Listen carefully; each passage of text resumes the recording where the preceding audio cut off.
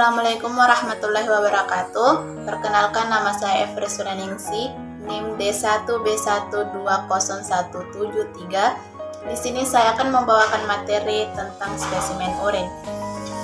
Di sini saya akan menjelaskan tentang yang pertama, apa itu pengertian dari spesimen urin, yang kedua, bagaimana jenis-jenis urinalisis, yang ketiga, bagaimana cara pengambilan sampel urin yang benar, yang keempat, bagaimana cara penanganan sampel urin, yang kelima, bagaimana cara pengawetan dari spesimen urin, yang keenam, penyakit yang berhubungan dengan spesimen urin, yang ketujuh, diagnosis, yang kedelapan, pengobatan, yang kesembilan, faktor pencetus, yang kesepuluh, keluhan yang biasa terjadi. Yang pertama yaitu pengertian dari spesimen urin, di mana urin atau air seni atau air kencing adalah cairan yang sisa yang dieskresikan oleh ginjal yang kemudian akan dikeluarkan dari dalam tubuh melalui proses urinasi.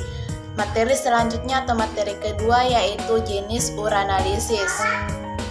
Tes urin terdiri atas 3 pemeriksaan. Yang pertama, pemeriksaan secara makroskopik, yang kedua pemeriksaan secara mikroskopik, dan yang ketiga pemeriksaan secara kimia.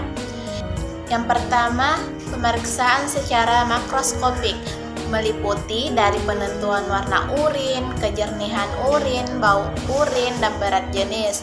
Pemeriksaan ini memberikan informasi awal mengenai gangguan seperti pendarahan, glomerulus, penyakit hati, gangguan metabolisme, bawaan, dan infeksi saluran kemih. Selanjutnya yang kedua yaitu pemeriksaan secara mikroskopik untuk melihat sedimen organik dan non-organik urin seperti eritrosit, leukosit, sel epitel, kristal, dan lain-lain. Pemeriksaan mikroskopik atau pemeriksaan sedimen urin bertujuan untuk mendeteksi dan identifikasi bahan yang tak larut dalam urin. Selanjutnya yang ketiga atau yang terakhir yaitu pemeriksaan secara kimia urin, meliputi dari glukosa urin, protein urin, bilirubin urin, pH, keton, leukosit estrase, dan nitrit urin. Materi selanjutnya atau materi yang ketiga yaitu jenis spesimen urin. Di sini dia terbagi atas 4. Yang pertama itu spesimen urin pagi pertama atau first morning urine, di mana urin satu malam mencerminkan periode tanpa asupan cairan yang lama, sehingga unsur-unsur yang terbentuk mengalami pemekatan. Urin pagi baik untuk pemeriksaan sedimen dan pemeriksaan rutin, serta tes kehamilan. Yang kedua yaitu spesimen urin pagi kedua, di mana spesimen urin ini dikumpulkan 2-4 jam setelah urin pagi pertama. Spesimen ini dipengaruhi oleh makanan, minuman, dan aktivitas tubuh. Spesimen ini lebih praktis untuk pasien rawat jalan. Selanjutnya yang ketiga itu spesimen urin berdasarkan waktu. Di sini dia terbagi atas 2. Yang pertama itu urin 24 jam. Urin 24 jam adalah urin yang dikeluarkan selama 24 jam terus-menerus dan dikumpulkan dalam satu wadah. Urin ini ditampung secara terpisah dengan maksud tertentu pada beberapa kasus. Yang kedua yaitu urin postprandial, di mana spesimen urin yang pagi pertama kali dikeluarkan 1,5 sampai 3 jam setelah makan. Spesimen ini baik digunakan untuk pemeriksaan glukosuria. Keempat, spesimen urin pagi sewaktu atau random, di mana spesimen ini dapat digunakan untuk bermacam-macam pemeriksaan. Biasanya cukup baik untuk pemeriksaan secara rutin. Selanjutnya atau materi keempat yaitu cara pengambilan spesimen urin. Pengambilan sampel ini dilakukan oleh pasien sendiri. Oleh sebab itu, pasien harus diberikan penjelasan cara pengambilan sampel urin, yaitu sebagai berikut. Dia terbagi atas 2, ada pada wanita dan pada pria. Yang pertama itu pada wanita, pasien harus mencuci bersih tangan dengan sabun dan dikeringkan dengan kertas tisu dengan menggunakan tisu basah atau steril labia dan sekitarnya. Dibersihkan. Buang urin pertama yang keluar, setelah itu urin porsi tengah ditampung dan membuang urin terakhir yang dikemihkan. Tutup rapat botol sampel. Yang kedua pada pria.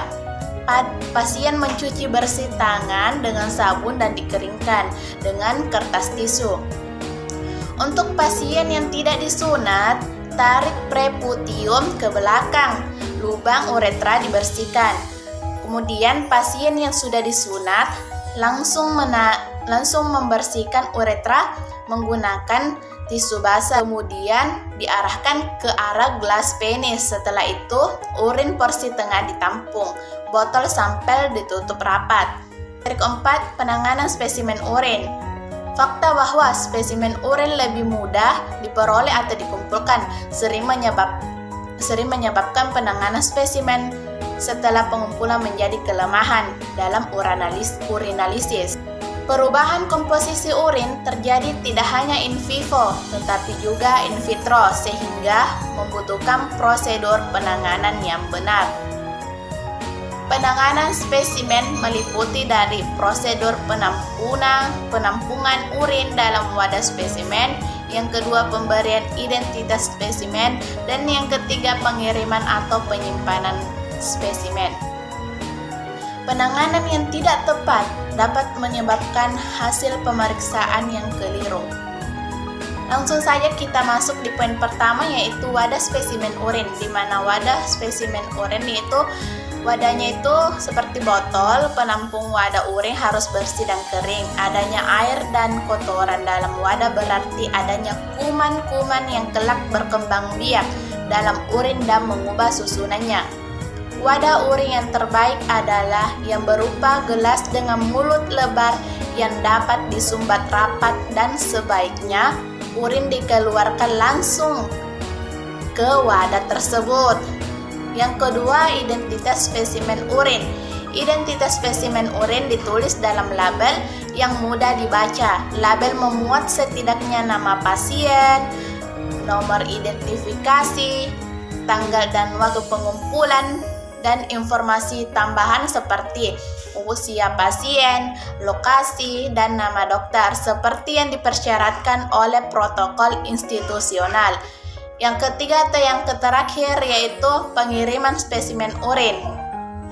Pemeriksaan urinalisis yang baik harus dilakukan pada saat urin masih segar, kurang dari 1 jam atau selambat-lambatnya dalam 2 jam setelah dikemihkan. Materi yang kelima yaitu pengawetan spesimen urin. Pengawetan urin dapat dilakukan dengan 2 cara, yaitu secara fisik dan kimia. Yang pertama itu pengawetan urin secara fisik, di mana sampel disimpan dalam pendingin pada suhu 2 derajat Celcius. Namun dalam pemeriksaan sedimen, suhu yang dapat digunakan adalah 15 derajat Celcius. Untuk menghindari terjadinya penggumpalan sedimen, sampel juga harus disimpan dalam keadaan tertutup. Yang kedua yaitu pengawetan urin secara kimia, di mana pengawetan ini harus dipilih sesuai dengan kebutuhan analisis yang akan digunakan. Untuk pemeriksaan sedimen urin dapat menggunakan pengawet formalin atau formaldehid. Larutan formaldehid 40% sejumlah 1-2 ml dapat digunakan untuk mengawetkan urin selama 24 jam. Sedangkan larutan formaldehid 10% sebanyak 4 tetes dapat digunakan untuk mengawetkan 100 ml spesimen urin. Yang keenam yaitu penyakit yang berhubungan dengan spesimen urin. Yang pertama, penyakit ginjal. Yang dimaksud dengan penyakit ginjal yaitu ketika adanya kelainan pada organ ginjal yang disebabkan oleh berbagai faktor, mulai dari infeksi, tumor, kelainan bawaan, sampai dengan penyakit metabolik. Yang kedua yaitu diabetes mellitus. Diabetes memang diketahui melalui gejalanya yang khas seperti sering haus, mudah lapar, dan sering buang air kecil dengan sejumlah urin yang dikeluarkan melebihi jumlah normal. Tapi untuk mendapatkan hasil yang lebih pasti, serangkaian pemeriksaan medis dilakukan. Salah satunya yaitu tes urin. Pengidap diabetes biasanya memiliki kadar gula dalam urin yang tinggi. Selain itu, warna urin pengidap diabetes juga lebih transparan atau tidak memiliki warna sama sekali, serta beraroma manis. yang disebut dengan istilah kencing manis. Yang ketiga yaitu penyakit hepatitis B. Urin yang berwarna cukup gelap juga cukup identik dengan masalah organ hati, salah satunya hepatitis B. Tapi pada kasus hepatitis B akut, pengidapnya biasanya akan mengalami beberapa gejala seperti sakit perut, mual, badan terasa lemah, flu, warna tinja menjadi pucat, mata kulit menguning, serta perubahan warna urin yang menjadi kuning gelap. Penyakit yang terakhir yaitu infeksi saluran kemih. Infeksi saluran kemih atau ISK merupakan penyakit di mana terdapat mikroorganisme dalam urin. Gejala umum penyakit ini adalah timbulnya rasa nyeri saat buang air kecil serta urin mengandung darah sehingga warnanya menjadi kemerahan. Tapi beberapa kasus ISK, urin yang dikeluarkan juga bisa berwarna hijau karena mengandung nanah di dalamnya. Materi selanjutnya yaitu diagnosis, di mana tes urin merupakan metode diagnosis yang sangat umum dilakukan di berbagai fasilitas kesehatan atau di laboratorium. Meskipun tidak dapat mendiagnosis suatu penyakit secara spesifik, tes urin dapat menjadi bukti awal adanya gangguan kesehatan pada seseorang. Diagnosis penyakit atau kondisi medis melalui tes urin, keberadaan sejumlah penyakit dapat terdeteksi. Contohnya itu seperti infeksi saluran kemih, batu ginjal, diabetes, kerusakan ginjal, kerusakan otot, dan penyakit hepatitis. Selain itu, urin juga dapat dilakukan jika pasien menderita gejala penyakit tertentu yang dapat mempengaruhi urin seperti nyeri perut, nyeri pada saat buang air kecil, demam, atau buang air kecil berdarah. Materi selanjutnya yaitu pengobatan. Pengobatan untuk penyakit ginjal. Obat-obatan akan diberikan oleh dokter sesuai dengan penyebab dari penyakit ginjal tersebut.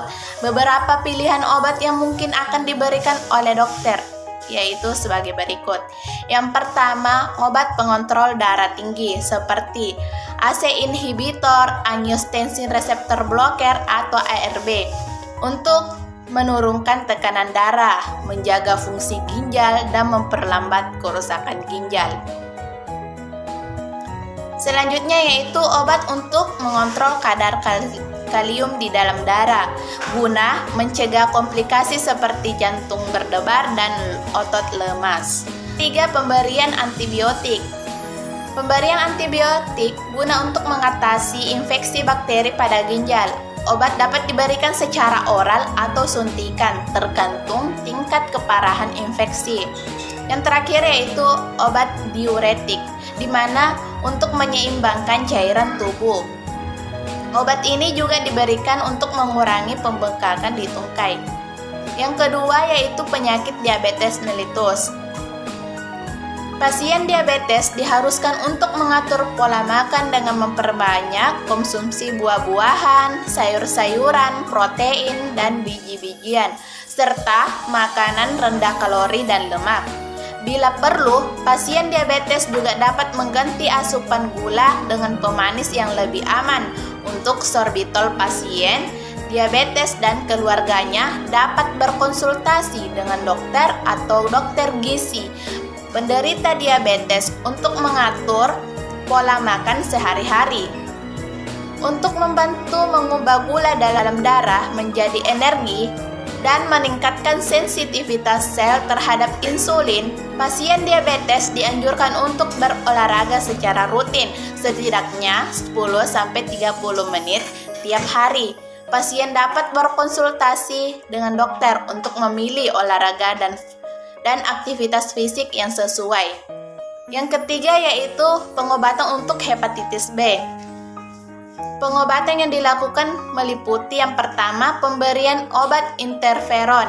Meski beberapa jenis hepatitis akibat infeksi virus bisa sembuh dengan sendirinya, Pemberian obat-obatan perlu dilakukan ketika jumlah virus penyebab hepatitis cukup banyak. Dokter akan memberikan obat interferon untuk menghentikan penyebaran virus dan mencegahnya kambuh. Obat ini biasanya diberikan melalui infus setiap minggu selama 1 tahun. Yang kedua yaitu pemberian obat imunosupresan, di mana untuk mengatasi hepatitis yang disebabkan oleh autoimun, dokter dapat memberikan obat imunosupresan, terutama golongan kortikosteroid seperti prednisolon dan budesonid. Yang ketiga yaitu pemberian obat antivirus. Pada beberapa kondisi, misalnya pada hepatitis B atau hepatitis C yang kronis, dokter juga bisa memberikan obat antivirus seperti etecavir, famciclovir, ribavirin, atau tenofovir. Yang keempat atau yang terakhir yaitu pengobatan infeksi saluran kemih.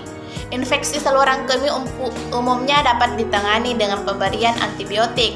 Jenis obat yang diresepkan tergantung pada kondisi kesehatan pasien dan jenis bakteri yang ditemukan di dalam urin. Beberapa jenis antibiotik yang biasanya digunakan untuk ISK yaitu fosfomycin, trimethoprim, dan ceftriaxone. Materi selanjutnya yaitu faktor pencetus. Faktor pada pasien yang dapat mempengaruhi hasil pemeriksaan yaitu yang pertama diet, yang kedua obat, yang ketiga merokok, yang keempat alkohol, yang kelima aktivitas fisik, yang keenam demam, yang ketujuh jenis kelamin, dan yang kedelapan yaitu kehamilan. Yang terakhir yaitu keluhan yang biasa terjadi. Yang pertama itu pada ginjal. Penurunan fungsi ginjal biasanya ditandai dengan gejala berupa yang pertama jumlah urin sedikit, yang kedua kulit pucat, gatal, dan sangat kering, yang ketiga mual muntah dan nafsu makan menurun, yang keempat bengkak di beberapa bagian tubuh seperti mata dan pergelangan kaki, yang kelima terjadinya kram otot, khususnya bagian kaki. Yang kedua yaitu diabetes mellitus. Gejala umum yang dirasakan oleh penderita diabetes mellitus. Yang pertama, rasa haus meningkat. Yang kedua, meningkatnya rasa lapar. Yang ketiga, mulut kering. Yang keempat, sering buang air kecil. Keluhan yang biasa terjadi untuk hepatitis B. Yang pertama, mual muntah. Yang kedua, demam. Yang ketiga, kelelahan. Dan yang keempat, feses berwarna pucat. Yang kelima, urin berwarna gelap. Selanjutnya yaitu infeksi saluran kemih. Beberapa gejala yang sering muncul pada penderita infeksi saluran kemih antara lain. Yang pertama, nyeri dan rasa terbakar pada saat buang air kecil. Yang kedua, nyeri punggung bawah. Yang ketiga, urin keruh dan berbau tajam. Yang keempat, sering kencing dan tidak dapat ditahan. Yang kelima, terasa ada yang menekan di bagian bawah perut. Yang terakhir, terdapat darah di dalam urin. Mungkin itu saja pemaparan materi yang sempat saya bawakan. Semoga materi ini bermanfaat untuk kita semua. Terima kasih. Wassalamualaikum warahmatullahi wabarakatuh.